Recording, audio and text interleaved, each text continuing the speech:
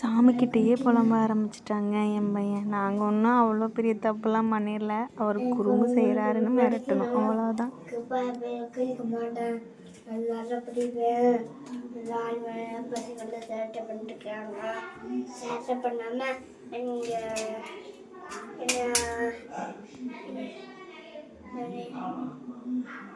என்னை வந்து அடிக்கிறாங்க.